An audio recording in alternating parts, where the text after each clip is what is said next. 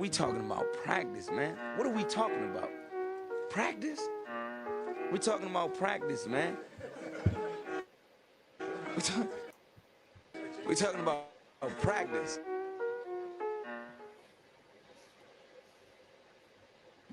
Et voilà, le débat ultime, le king des kings. Aux États-Unis, tu as mis la barre déjà très très haute, rien qu'avec cette magnifique photo et ce beau montage. On risque de citer d'ailleurs certains de ces noms, je pense notamment à Michael Jordan ou encore à LeBron James. Donc, pour rappel, on avait démarré, on s'était dit, bon allez, on va partir faire un petit road trip aux États-Unis. Chaque semaine, on posera nos valises dans une ville. On a tout d'abord fait en grande partie les villes avec 4 franchises, puis ensuite on s'est un petit peu posé sur les villes où il y avait 3 franchises, puis on s'est aperçu qu'on en avait oublié certaines, donc on est revenu sur des villes à 4. On a varié les plaisirs, on est allé dans le grand froid, dans les contrées désertiques de l'Arizona, ou alors sur les plages paradisiaques de Floride ou encore de Californie. La première ville dans laquelle on avait posé nos valises, c'était Los Angeles. Et alors, du coup, à l'époque, je crois que c'était courant du mois d'octobre, si ma mémoire est bonne. C'était avec le début du deuxième confinement. Toi, tu nous avais choisi Kobe Bryant comme King des Kings à LA. Et moi, j'étais parti sur Magic Johnson. Ouais. Donc toi, tu avais plutôt privilégié Kobe et sa longévité, la fidélité à sa franchise des Lakers. J'avais C'est un peu pris, ça. j'avais pris Kobe parce que pour moi, c'est l'image un petit peu des Lakers. Et puis, malheureusement, avec son décès, je pense que ça a quand même encore plus sauté aux yeux le fait que à quel point il était une référence pour les gens. Et à un tel point qu'il y a certains joueurs qui veulent justement changer le logo de la NBA en justement Kobe Bryant. Donc pour moi, Kobe, c'est quand même un top 3 all-time. Quand je vois la carrière qu'il a eue, certes, la fin de carrière n'était pas non plus celle qu'on aurait espéré. Il aurait peut-être dû prendre sa retraite un petit peu plus tôt quand il était encore temps. Mais Kobe, en plus du basketball, je trouve que c'est un personnage qui est vraiment très aspirant. Et on avait pu le voir d'ailleurs à sa mort, le nombre de sportifs de tous sports confondus qui avait pu dire je suis complètement abattu parce que c'est un sportif qui, de par sa motivation, son éthique de travail et les discours qu'il a pu avoir, a influencé énormément de sportifs, et ce, dans n'importe quel sport. Et ça, je trouve que c'est beau du moment où tu peux passer les frontières de ton sport. Je trouve ça encore vraiment, vraiment plus beau de la part de Kobe Bryant. Et c'est ce qui m'avait fait mettre Kobe en tête justement du King tout simplement King des Lakers. Et puis, oui, on a un Magic Johnson, mais on va dire mon époque que j'ai connue le plus, c'est quand même Kobe, que j'ai quand même plus côtoyé que Magic Johnson. Certes, Magic, c'était quand même l'époque avant Jordan. C'était quand même aussi un sacré gaillard, mais j'ai plus de mal à me dire, Magic Johnson est le visage de la NBA, par exemple, qu'un Kobe. Pour moi, est vraiment plus une personne qui a vraiment été fort médiatisée par la ligue. Donc voilà pourquoi j'ai décidé de mettre Kobe en tant que king des Lakers. Et moi, du coup, j'étais quand même parti sur Magic. Non pas que je n'aime pas Kobe, ceux qui me connaissent le savent tout particulièrement, mais selon moi, Magic, c'est encore celui qui a la plus grosse aura à l'heure actuelle. Voilà, joueur chez les Lakers, il y a même été un petit peu entraîneur et dirigeant. Il a aussi quand même aussi une empreinte et sa place du côté des Dodgers également. Puis ça reste voilà l'icône que je pense tout le monde connaît. Ensuite, après LA, deuxième émission, on était parti à New York. Et là, on n'était pas d'accord à nouveau. Moi, j'étais parti sur Derek Jeter et le baseball, avec notamment son palmarès exceptionnel. Et puis les Yankees, ça reste l'équipe la plus titrée en MLB, et même d'ailleurs la franchise aux États-Unis la plus titrée avec 27 World Series remportées.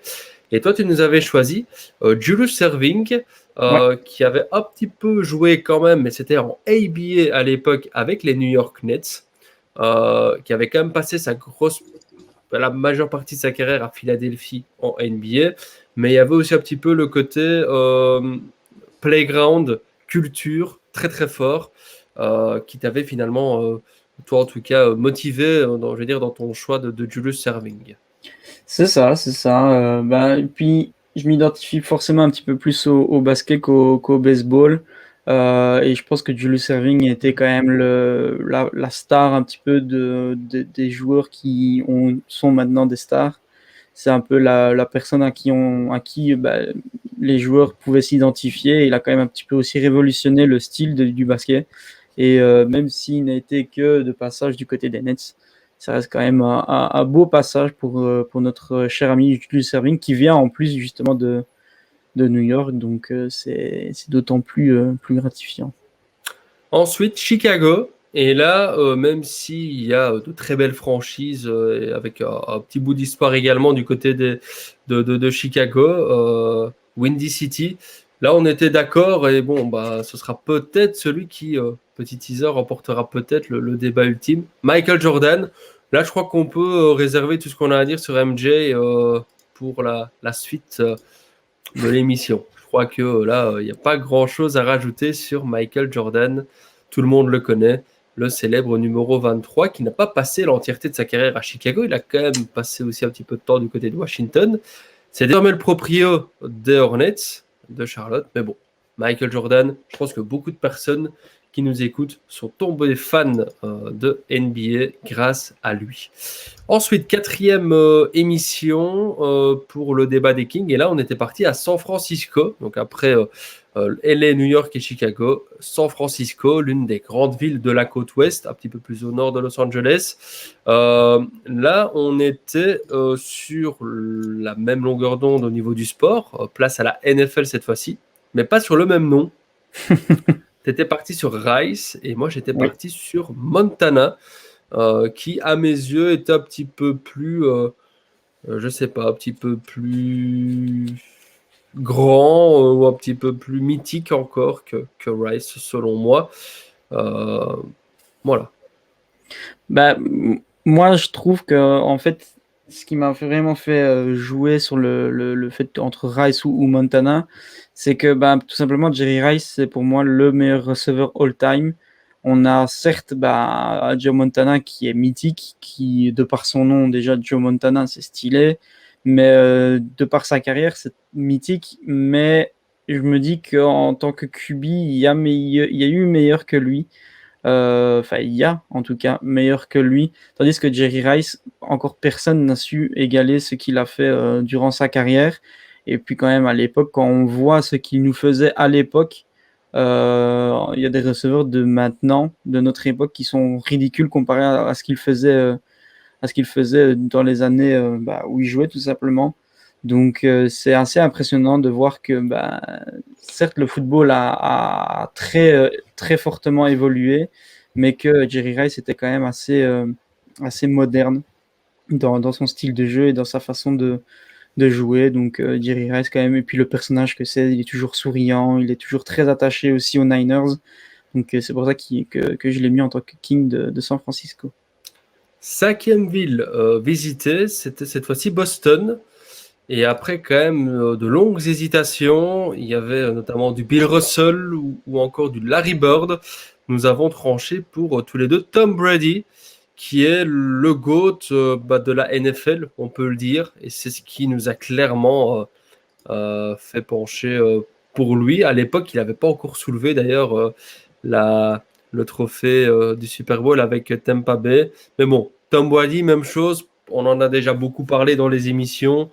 Pas grand-chose à rajouter. Tout le monde ou presque connaît déjà son palmarès. C'était un choix au final quand même logique. On a essayé de rester un petit peu objectif là-dessus. Et Tom Brady, au final, quand tu es le GOAT de ton sport, c'est ce qu'on s'était dit d'ailleurs, à l'inverse de Bill Russell ou de Larry Bird, qui sont dans la discussion mais qui remportent peut-être pas le débat ultime. Il était donc finalement peut-être logique de choisir Tom Brady. Mais Boston, grosse ville de sport, et ce fut, je pense, l'une des villes avec le plus de concurrence. Ensuite, place au Texas, la semaine qui suivait avec Dallas. Et là, par contre, bon, c'était un petit peu moins riche en termes de mentions. Et Dirk Nowitzki est ressorti. Dirk Nowitzki, qui d'ailleurs a été un de nos seuls joueurs non américains à finalement être élu dans une des villes américaines. Le grand Dirk, légende ultime de la NBA en général. Que dire de plus si ce n'est respect pour toute sa carrière qu'on a déjà un petit peu évoquée, sur laquelle on est déjà un petit peu revenu dans l'émission depuis plus de 5 ans maintenant. Quelque chose à rajouter sur le grand blond allemand? Peut-être un des meilleurs Européens all-time qu'on a pu voir fouler les parquets. Peut-être en Aussi. discussion avec Tony Parker, mais quand même, Dirk Nowitzki, c'est un des tout grands. Et pour s'imposer en tant qu'Européen, en tout cas à son époque, c'était pas facile et pas évident. Et c'est peut-être grâce à lui que désormais, c'est un petit peu plus simple en tant qu'Européen de faire sa place en NBA. Donc, il a quand même changé aussi un petit peu son sport malgré tout. Et puis si Dallas est respecté en NBA, c'est aussi en grande partie grâce à lui. Après le Texas et Dallas, place à Miami et la Floride et le soleil. Après avoir été en accord les 2 semaines qui précédaient, là par contre de nouveau, nous n'étions pas d'accord. Toi tu étais parti sur Marino et la NFL, Ouais. qui a d'ailleurs aussi son maillot retiré du côté du Heat de Miami. Et moi, j'étais plutôt parti sur ce numéro 3 que vous voyez sur Twitch, Dwayne Wade, qui, à mes yeux, représente vraiment Miami et puis le Heat et l'équipe qui a, je pense, le plus de hype et le plus beau palmarès en Floride. Donc, voilà, je ne sais pas si tu avais quelque chose de plus à rajouter sur ce choix-là. Sur Dan Marino, moi, ce qui m'a vraiment fait trancher, on va dire, c'est que, voilà, il a même déjà de un son maillot retiré dans une franchise qui est d'un autre sport, mais il y a aussi surtout le fait qu'il avait une avenue carrément à son nom dans Miami. Donc je me dis, du moment où tu as une avenue qui a ton nom, c'est que tu as un petit peu, c'est que tu es quand même assez dominant et assez apprécié dans ta ville, alors que Dwayne Wade, il est peut-être encore un petit peu frais pour avoir une avenue à son nom. Mais ça me conforte un petit peu dans mon choix en voyant qu'il décide d'aller un petit peu dans le staff du Jazz, en me disant il aurait peut-être pu aller du côté de Miami pour être vraiment fidèle au Heat, mais ici il va du côté du Jazz, donc ça me conforte un petit peu dans mon choix d'avoir choisi Dan Marino. Ça, par contre, c'est pas juste puisque c'était pas voilà, c'était pas une info Ouais. qu'on possédait à l'époque. Mais bon, c'est vrai que ça pourrait de nouveau être un argument à ressortir si on redébattait de ça désormais maintenant. Et puis c'est vrai que ce classement-là, ou en tout cas cette discussion, si ça se fait dans quelques années, on pourrait très bien mettre un Stephen Curry à San Francisco. C'est Voilà, on vrai. pourrait peut-être mettre un Luka Doncic à Dallas, allons savoir, où il y aura peut-être un crack en baseball ou en NHL qui, sorti de nulle part, vient terrasser tout sur son passage. Voilà, le classement, en tout cas, si vous reprenez les émissions dans 5 ans, si ça se fait, vous allez rire un petit peu de ce qu'on avait sorti à l'époque. Philadelphie, la cité de l'amour fraternel qui suivait après Miami. On remontait un petit peu au nord-est avec, pour toi, Iverson, donc Ouais. on était sur le basket, et de mon côté, Wilt Chamberlain, donc là plusieurs générations d'écart, des styles complètement différents, mais voilà, des choix quand même qui se respectent. Wilt Chamberlain, je crois que c'est l'un des meilleurs basketteurs qui ait jamais foulé un parquet, l'homme de tous les records, si je puis dire, qui a tout gagné à Philadelphie, qui a scoré 100 points.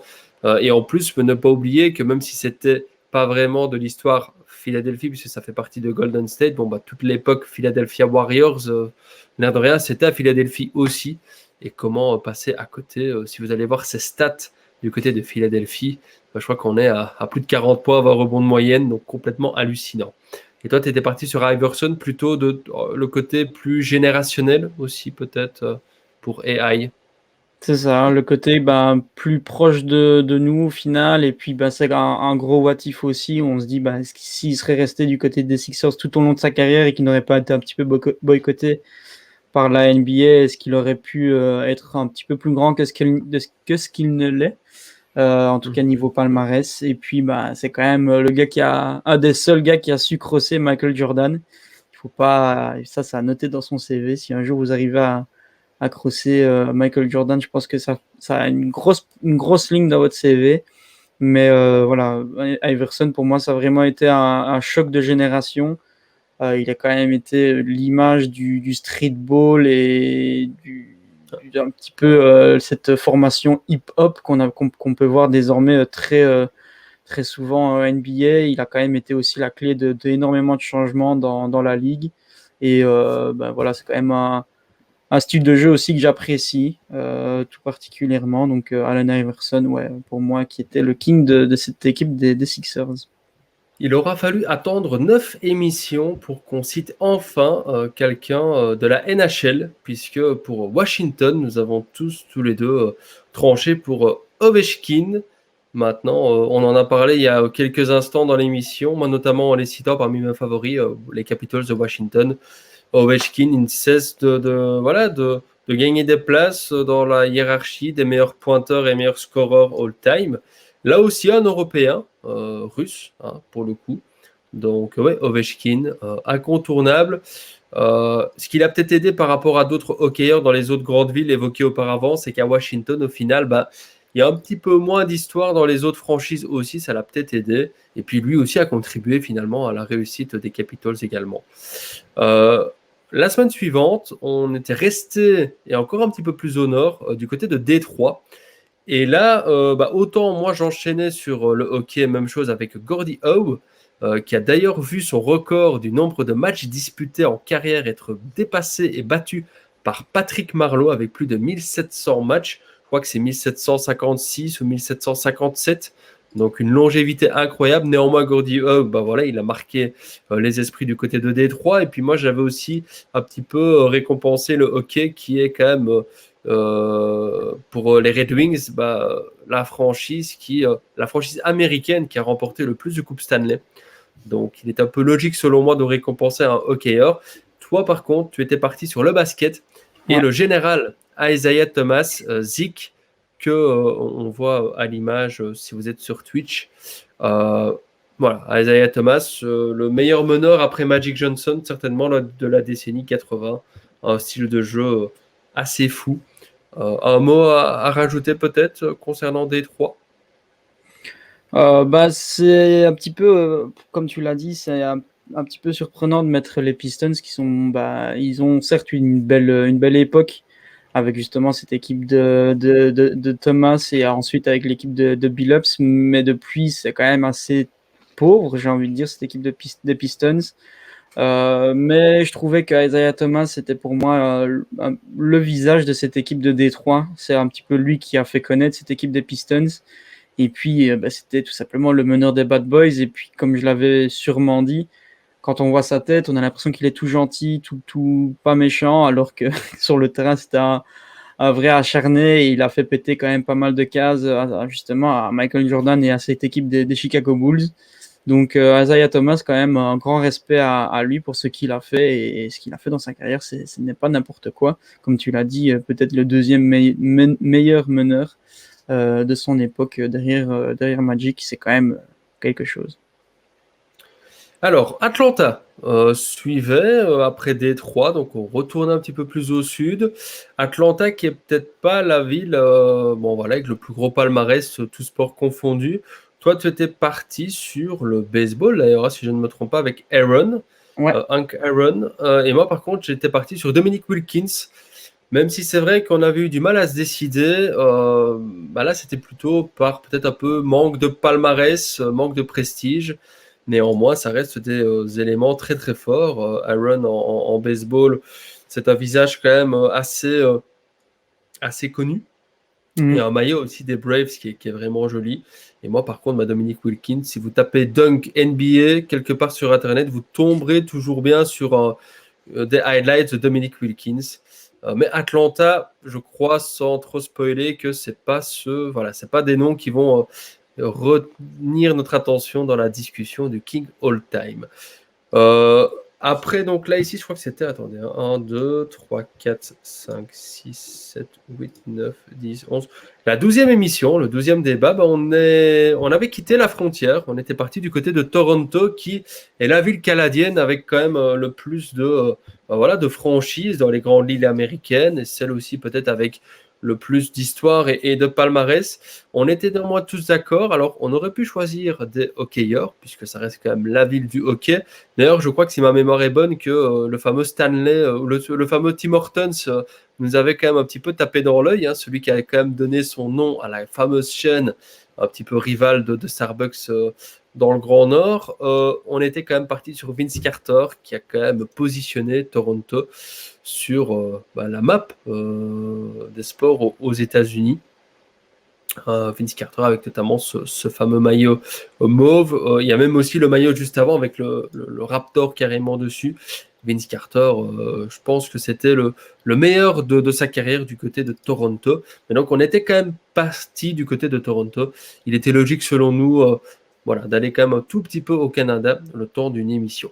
Ensuite, on était retourné aux États-Unis avec Pittsburgh, qui est quand même une grande ville de sport. Et là, on s'était mis d'accord. On avait quand même hésité, puisque l'air de rien, Pittsburgh, c'est une ville où évoluent les Steelers, qui est quand même une franchise bien solide en NFL. Et non, on avait quand même choisi le mieux. Alors là aussi, même chose, ça pourrait changer encore du côté de Pittsburgh, avec pourquoi pas une nouvelle Coupe Stanley. C'est ce qu'on avait dit, Sidney Crosby qui pourrait peut-être passer devant le mieux, mais au moment T, nous avions tous choisi Mario Lemieux, qui est un des meilleurs hockeyeurs all-time de l'histoire. Donc voilà, et puis ça nous permettait de citer quand même un hockeyeur qui était un petit peu sous-représenté également. Je ne sais pas si tu avais un mot à rajouter concernant Pittsburgh et le choix de Lemieux. C'est vrai que pour moi, Pittsburgh, je pense que c'est de toutes les villes qu'on a pu faire dans cette série, la ville avec le plus de palmarès et où on avait vraiment des joueurs exceptionnels un petit peu dans chaque franchise. Donc c'était quand même assez impressionnant pour une ville qui n'a que 3 franchises dans les 4 sports majeurs aux États-Unis d'avoir tant de palmarès et un si gros palmarès. Et ça a été très difficile d'en sortir un nom, mais voilà, c'est Mario Lemieux qui ressort vainqueur de ce coche. La semaine suivante, place à Seattle. Seattle qui avait la particularité d'avoir notamment une franchise de basket qui n'est plus, puisque les Sonics malheureusement ont déménagé et sont désormais sous l'appellation Thunder d'Oklahoma City. Mais bon, que ce soit pour le basket ou pour autre chose, Seattle reste une place forte quand même des sports aux États-Unis. Et là, c'est Russell Wilson qui l'a emporté. L'un des seuls joueurs encore actifs d'ailleurs, de ceux qu'on a cités. Ils étaient même peu nombreux, finalement, encore actifs à avoir été cités. Mais lui, clairement, et puis les Seahawks, on l'avait dit lors de l'émission, avec ce fameux public notamment, ça reste une équipe, une place forte de la NFL. On espère qu'il finira sa carrière là-bas. Ce numéro 3 reste quand même un maillot assez mythique, et puis quand même un beau maillot dans l'ensemble. Donc oui, Wilson du côté de Seattle. J'ai d'ailleurs une question qui m'est posée, c'est mon papa qui m'envoie un petit message, il écoute l'émission, il me demande s'il n'y a peut-être pas des femmes célèbres aussi au niveau des sports. En pensant à Seattle, je fais référence à une vidéo du 6e homme, c'est un YouTuber que vous pouvez notamment retrouver sur les réseaux, le 6e homme, qui est assez sympa d'ailleurs, il échange beaucoup avec sa communauté. Il avait fait une fois une vidéo d'ailleurs sur Seattle, et il se posait la question de savoir si Sue Bird était éventuellement la GOAT du sport à Seattle. Donc c'est notamment un exemple, c'est une joueuse WNBA, mais dans certaines villes, si je pense notamment à Phoenix, on aurait très bien pu citer, si on évoquait les femmes en basket, Diana Taurasi, meneur de Team USA notamment. Je pense à Lisa Leslie aussi, qui était la première femme à avoir dunké en NBA, à Los Angeles, même si elle est partie désormais à Chicago, toujours en basket. On a quand même Candice Parker, qui est quand même une exceptionnelle joueuse aussi. Donc rien qu'en basket avec la WNBA, qui devient un petit peu plus populaire quand même avec le temps, et dont on peut quand même voir des matchs aussi sur des chaînes majeures aux États-Unis. Il y a quand même quelques sportifs. Je pense aussi à Britney Greener, qui est une joueuse avec un look assez particulier, beaucoup de tatouages, la coupe un petit peu les dreadlocks, mais qui est capable de dunker, qui fait plus de 2 mètres. Donc elle a quand même un profil assez particulier. Je pense aussi à Deladonnay, qui a joué avec Emma Messman et qui a remporté un titre avec Washington. Et en parlant d'équipes qui remportent des titres à Washington, l'équipe de WNBA a quand même montré la voie à ce que pourraient peut-être faire les Wizards dans le futur. Donc oui, des femmes, il y en a beaucoup. Alors après, c'est peut-être plus uniquement avec le basket, les autres sports, le football américain, c'est pas vraiment très féminin Non. De ce côté-là. Au niveau du hockey sur glace, il n'y a pas vraiment de compétition majeure comme c'est le cas pour les hommes. Et au niveau du baseball, là, on est plus sur du softball que sur du baseball, avec des règles un petit peu différentes, mais c'est beaucoup moins populaire que le basket. Après, au niveau des sportives américaines, si je prends par exemple, je n'ai plus son nom, mais la gymnaste américaine, c'est la petite gymnaste qui a remporté plein de médailles, justement. J'ai oublié son nom. C'est aussi un exemple qui a des grandes sportives américaines. De toute façon, les États-Unis, il suffit de regarder les Jeux Olympiques, ça reste toujours une nation qui remporte des tonnes et des tonnes de médailles. Et parmi ces médailles, il y en a bien sûr qui sont remportées par des femmes. Donc ça répond un petit peu à la question qui m'était posée. On enchaîne avec Minnesota. Là, on était clairement dans une ville avec 4 franchises, certes, mais bon, à l'image du climat, pas folichon. Alors moi, j'avais cité Puckett. Je pense que d'ailleurs, je ne sais même plus si c'est je sais même plus de quel sport c'est d'ailleurs, Puckett, autant pour moi, mais j'ai complètement oublié, preuve que ça m'a pas marqué les esprits. Et toi, tu étais parti sur Kevin Garnett. Je pense honnêtement, avec du recul, j'aurais dû garder Kevin Garnett parce que Puckett, c'est le baseball. Je crois que ça doit être le baseball avec les Twins. Mais j'ai même un doute. Donc c'est dire à quel point le garçon m'a marqué. Je m'excuse en tout cas s'il nous écoute. Mais voilà. Et toi, KG, c'est vrai que quand on pense à Minnesota, on pense très vite à Kevin Garnett. Mais Minnesota, clairement, c'est pas la ville la plus sexy des États-Unis. La semaine suivante, on était parti à Cleveland, donc pas très loin non plus de Minnesota, toujours dans le nord. En termes de ville sexy, ça se vaut, hein, Minneapolis et Cleveland. Là, par contre, un peu plus de mention. Et puis, le King, clairement, il porte bien son nom. LeBron James, là, il n'y avait aucune discussion. On va se le garder pour un petit peu plus tard. On enchaîne avec, dans les toutes dernières émissions, Tampa Bay. Et là, nous étions partis sur Brooks. Et là, je pense que ça te parle un petit peu plus. Brooks qui était tout simplement le linebacker un petit peu, qui était le linebacker en tout cas du côté des Tampa Bay Buccaneers. Et il a été donc du coup un des seuls à être titré, on va dire, avec cette équipe des Buccaneers. Le deuxième titre seulement c'était le premier titre en tout cas des Buccaneers. Le deuxième, c'est un petit peu plus grâce à Tom Brady, mais on peut clairement dire que ce titre lui revient, on va dire, parce que tout simplement c'était la tête et la personne qui représentait vraiment cette défense des Buccaneers qui était redoutable. Il était peut-être un des meilleurs à son poste. Alors certes, il y a beaucoup de très bons linebackers qui ont joué en NFL. C'est très difficile de les classer. Mais Brooks, franchement, il peut avoir une petite place avec cette équipe des Buccaneers, qui n'est pas forcément une équipe qui donne très envie d'y aller, de par peut-être les maillots, de par peut-être l'environnement de Tampa Bay, mais même si Tampa Bay, c'est quand même la Floride et le soleil, mais c'est pas l'équipe la plus charmante de la NFL. Et il est quand même resté là toute sa carrière et il a quand même pu offrir en tout cas un titre à sa franchise, et ça, chapeau bas. Et il me semble qu'en plus, il avait investi dans une équipe d'une ligue inférieure de football américain à Tampa Bay, donc comme quoi il est quand même assez attaché à cette ville, donc ce qui nous avait fait mettre en tout cas Brooks en tant que king de Tampa Bay. Je réouvre juste la parenthèse féminine qu'on avait ouverte il y a quelques instants. Alors, là où on échange juste en message avec mon papa, mais vous pouvez aussi bien sûr réagir dans les commentaires, que ce soit sur Facebook ou sur Twitch, n'hésitez pas.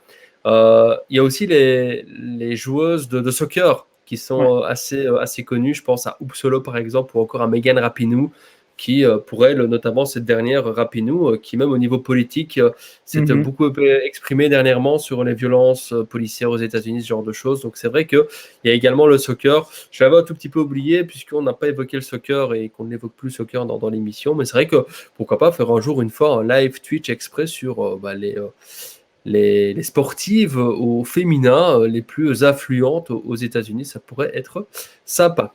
Il nous restait 3 villes ensuite, et puis on passera clairement au top 5 quand même pour clôturer l'émission. Il nous restait Houston avec de nouveau le Texas, où là, même chose, Hakeem Olajuwon, qui a clairement remporté le débat, un des meilleurs basketteurs all-time bien sûr, un des meilleurs pivots également, donc un des meilleurs joueurs à son poste. Et puis avec les Rockets, clairement pas photo, des titres, de la domination, des statistiques, meilleur contreur de l'histoire.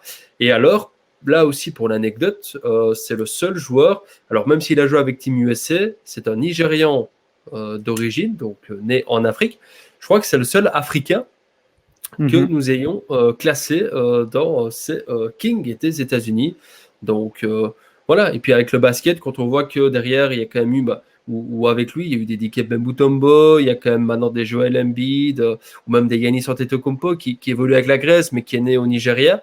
Il a quand même ouvert la voie à pas mal de sportifs africains. Et puis, c'était peut-être important quand même d'en citer un, qui plus est dans un état comme le Texas, ou quand on sait un petit peu comment ça se passe aux États-Unis parfois, c'était symbolique finalement de nommer Hakeem Olajuwon The Dream du côté de Houston. Et puis en plus, il a le surnom The Dream. Voilà, la culture africaine, ou en tout cas avec la culture noire aux États-Unis, The Dream, c'est aussi un surnom assez bien choisi concernant Mhm. Hakeem Olajuwon. Il nous restait, il y a 15 jours, c'était Denver, c'est encore certainement dans vos mémoires. Là, on était parti sur John Elway, le joueur des Broncos, puisque à Denver, l'équipe la plus mythique, ce sont les Broncos, avec notamment ce stade assez impressionnant, ces maillots orange qui font toujours un petit peu hérisser les poils quand on est en playoff. Là, il n'y avait pas grand-chose à rajouter, je pense, du côté de Denver, même si j'étais pas passé loin de plutôt partir sur Peyton Manning, même s'il n'est pas resté très longtemps à Denver. Et enfin, nous avions fini notre tour avec Phoenix, où après quelques semaines où nous étions tous d'accord, tu nous avais choisi Fitzgerald du côté de, je crois, toujours des Cardinals, et moi j'étais C'est parti ça. pour Steve Nash et le basket. Steve Nash qui va peut-être emmener au coaching l'équipe de Brooklyn au titre. Donc ça, c'est ce qui clôturait notre tour des États-Unis. Donc au final, nous avions fait, que je fasse les comptes ici,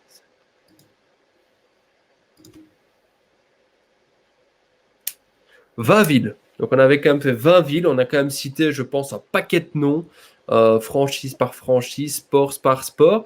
On en a retenu 5 qu'on va classer de 5e à premier.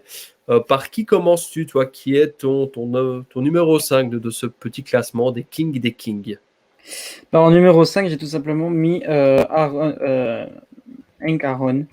Parce qu'après un petit peu reprendre toute la liste qu'on ait pu avoir, je me voyais mal ne pas représenter quelqu'un du baseball, déjà de 1. Et de 2, c'est quand même, comme tu l'as dit, un visage de la MLB. C'est quand même un grand personnage aussi qui a marqué son sport. Et je me dis qu'il mérite quand même, il mérite quand même sa place dans ce top 5. Maintenant, voilà, c'est une petite place à la 5e position, mais quand même, avec tous les noms qu'il y a de cités, je me voyais mal mettre quelqu'un d'autre et ne pas représenter au moins le baseball dans ce top 5. En numéro 5 chez moi, baseball également avec Derek Jeter, joueur légendaire du côté de New York. Et puis, voilà, il y a quand même quelqu'un de New York qui est représenté dans mon classement. Alors, je profite, même s'il reste que quelques minutes, pour brancher mon Mac sur la recherche. Sinon, je ne finirai pas l'émission avec vous. Mais donc, ouais, Derek Jeter, une légende. Pour avoir été voir en plus un match des Yankees lors de sa dernière saison. Voilà, ceux qui ont été à New York quand Jeter était là savent très bien ce qu'il représente. En numéro 4, qui nous as-tu placé à la porte de ton podium? J'hésite. Je sais pas. Si tu veux, je peux t'aider. Je vais citer mon Vas-y. quatrième juste avant toi, ça t'aidera peut-être. Pour moi, c'est LeBron James, quatrième de mon classement. En fait, au niveau statistique, c'est peut-être le number one parce que bon, bah, il a coché toutes les cases. C'est voilà, le meilleur scoreur, marqueur, rebondeur, tout ce que vous voulez. Clairement, bah, à Cleveland, il y a LeBron et puis tout le reste qui n'est pas grand-chose.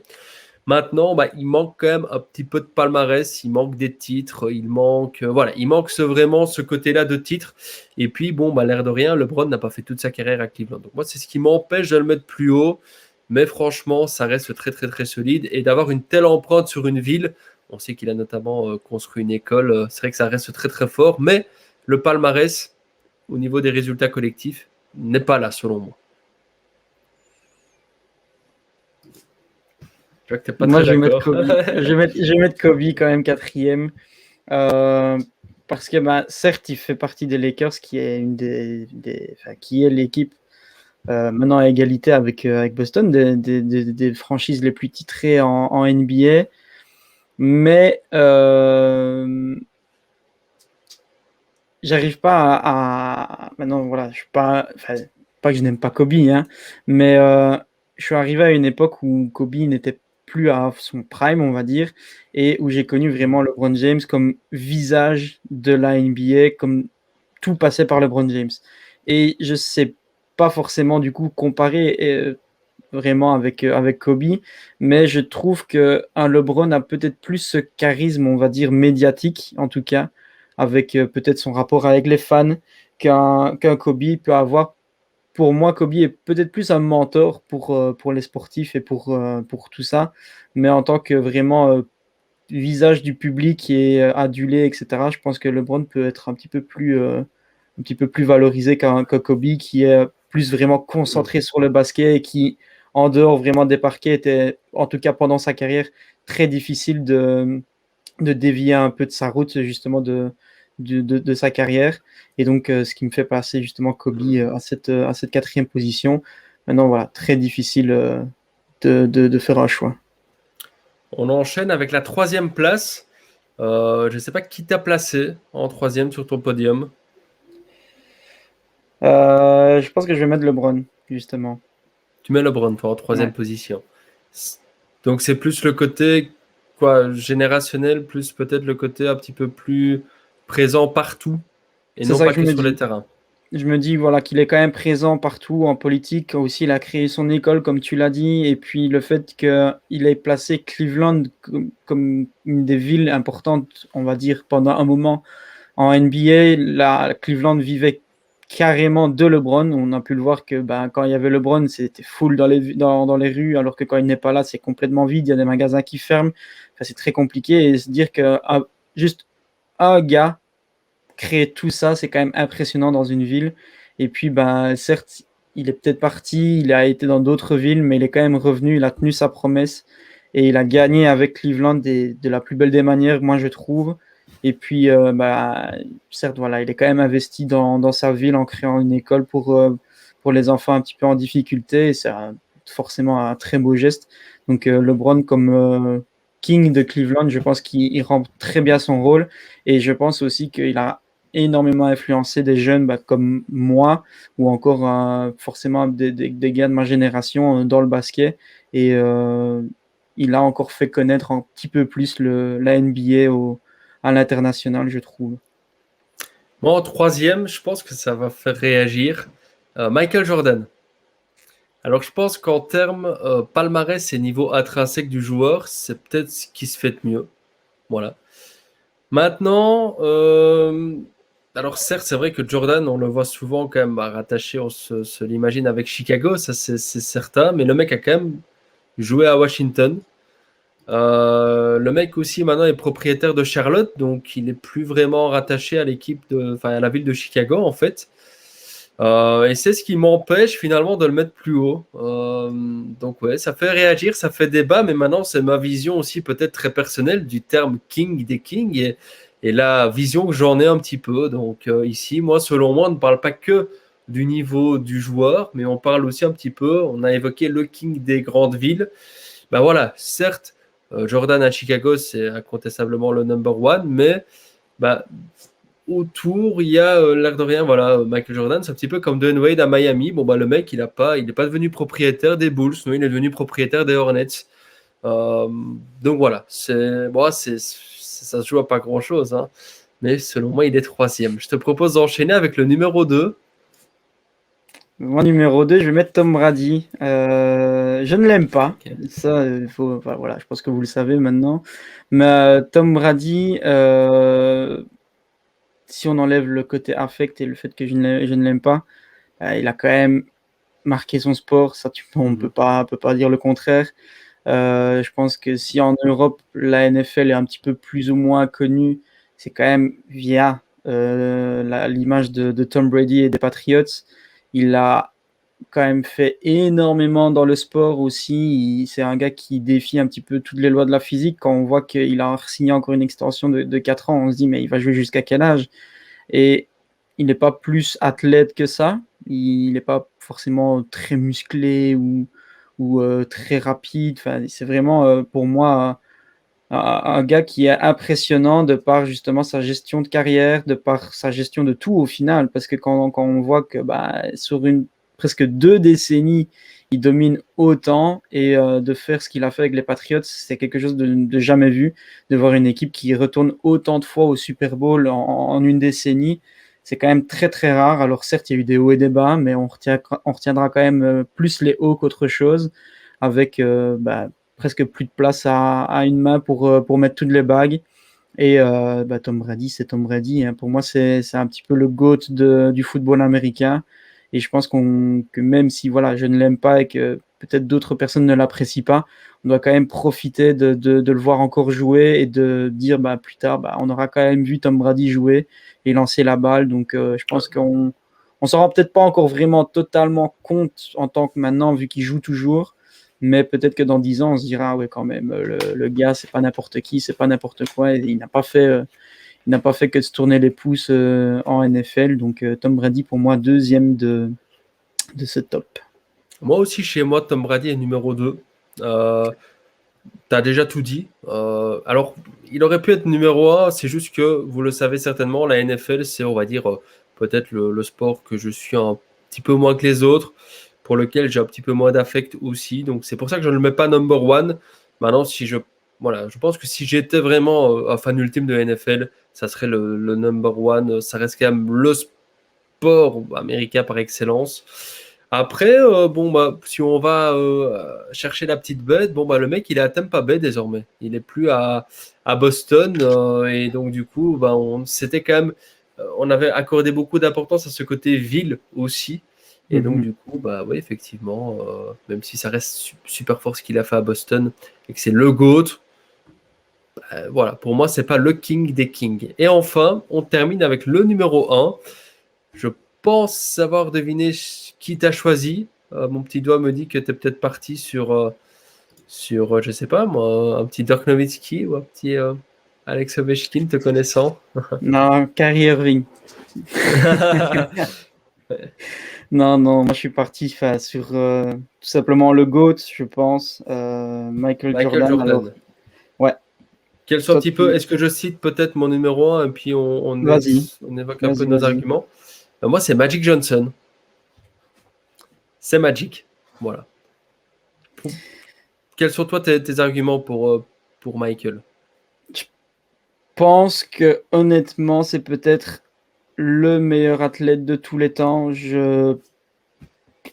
C'est rien que ça.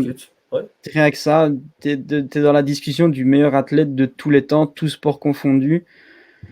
Pour moi, sans Michael Jordan, je pense qu'on serait peut-être pas forcément ici en train de discuter sur ce live de basket, de sport américain.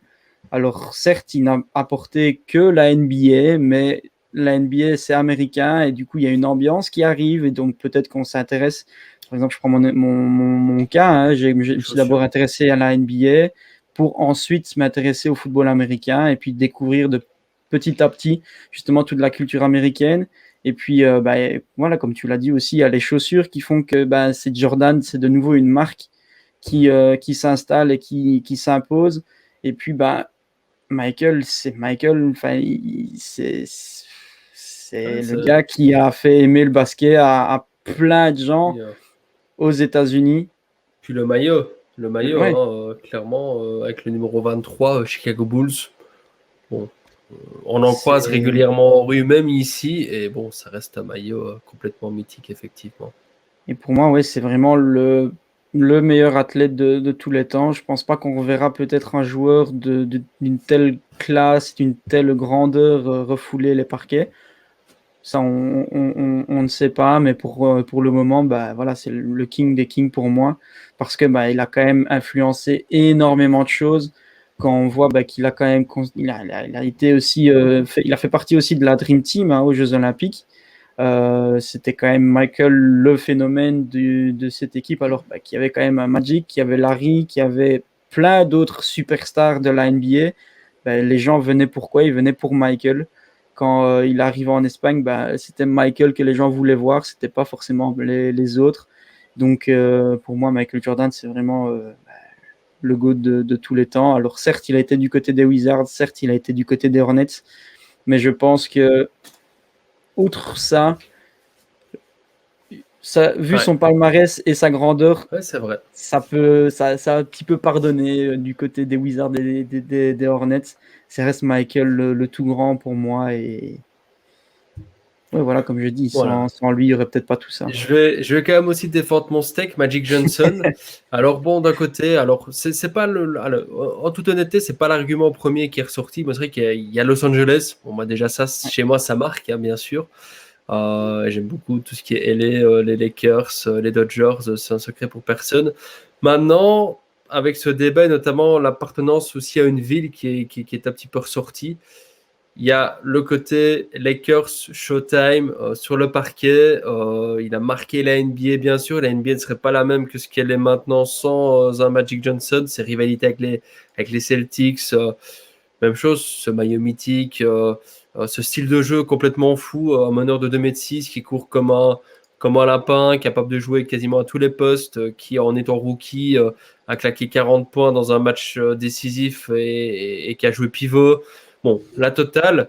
Et puis alors après, bah, y a plein de choses. Il y a notamment ce combat contre le sida, notamment. L'air de rien, je pense que c'est une des premières grandes personnalités à avoir avoué sa séropositivité, qui a, je dirais, un petit peu ouvert des portes par rapport à la maladie, comment se comporter, comment réagir aussi face aux gens séropositifs, qui a mené beaucoup de combats.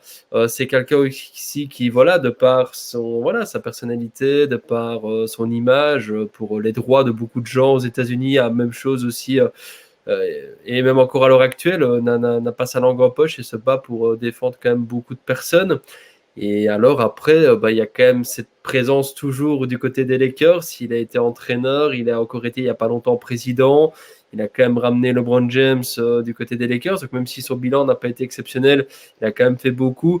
Dès que tu parles Lakers, tu penses à Magic Johnson concrètement. Et même si tu dois demander à quelqu'un, si voilà, tu arrives dans la franchise des Lakers, tu dois demander des conseils ou tu dois dire tiens, à qui on demanderait bien l'avis pour savoir si oui ou non on fait bien, bah, tu vas demander l'avis à Magic Johnson. Ça reste cette aura qui reste, bien sûr. Le mec, pour notamment la retraite de Kobe, pour le retrait du maillot de Shaquille O'Neal aussi, bon, bah, il était là, c'est lui qui tordait les micros, c'est lui qui a parlé, c'est lui qui a fait le speech du dernier match de Kobe Bryant. Voilà, c'est quelqu'un que tout le monde connaît, cette voix aussi, cette silhouette. Avec les Dodgers, il est quand même dans l'actionnariat, hein, d'ailleurs, si je ne dis pas de bêtises, du côté des Dodgers, il est aussi tout le temps présent au premier rang. Donc le mec, au-delà de son sport, bah, il y a même aussi les autres franchises des autres sports que le mec côtoie régulièrement. Donc non, franchement, Los Angeles, et puis ça reste peut-être la plus grande ville américaine en termes de sport. Aussi, Los Angeles, selon moi, avec des franchises qui gagnent des titres à tous les niveaux, qui sont connus de partout dans le monde. Et donc, par conséquent, c'est ce qui me pousse à choisir Magic. Mais j'insiste quand même sur le côté. Alors oui, il y a un petit peu le côté fan, etc. Mais voilà, j'ai eu cette définition du King. J'ai voulu garder ce qu'on a repris dans les émissions avec par rapport à une ville. Et selon moi, c'est peut-être celui qui a marqué le plus une ville aux États-Unis, qui marque encore cette ville-là de son empreinte maintenant. Il est toujours omniprésent. Et puis ça reste Los Angeles, donc je pense qu'en termes de sport, ça reste la plus grande ville, selon moi, de sport aux États-Unis. Donc voilà, c'est pour ça que j'ai choisi Magic. Après, c'est sûr que Tom Brady et Michael Jordan, ou même LeBron James, hein, ça discutait très très très très fort. Chacun, voilà, c'était un débat subjectif. Hein. Chacun voit un petit peu, voilà, définit le terme king comme il le souhaite, accorde aussi certains critères et de l'importance à certains critères plutôt que d'autres. Donc voilà, c'est ce qui fait la beauté des discussions. On aura peut-être l'occasion avec certains de redébattre de ça en terrasse dans quelques jours, quand on pourra de nouveau aller pâter en terrasse.